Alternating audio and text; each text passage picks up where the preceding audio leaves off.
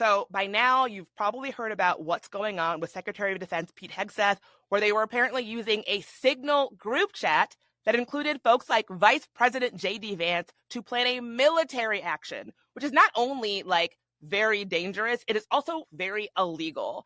And as if that's not bad enough, somehow a random journalist got added to this group chat.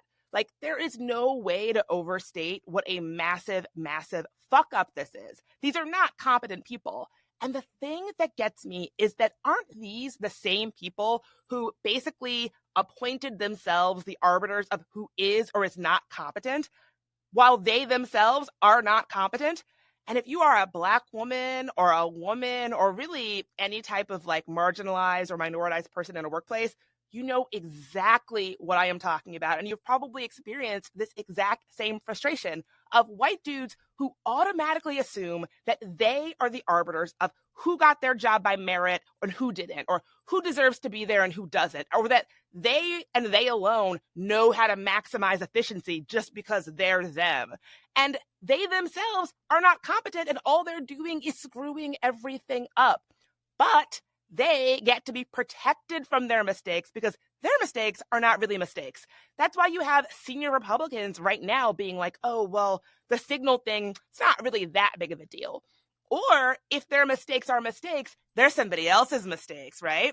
Which is why you now have them trying to act like this journalist somehow hacked his way into the group chat, as opposed to what probably really happened, which is some slippery-fingered, inefficient, careless drunk added him by mistake. How many of us have experienced this exact dynamic in a workplace where some man who doesn't really know what he's doing, who has been promoted by virtue of who he is or who he knows, not his merit or not his abilities, is there screwing everything up, and you just have to sort of quietly suffer while he makes everybody's job harder.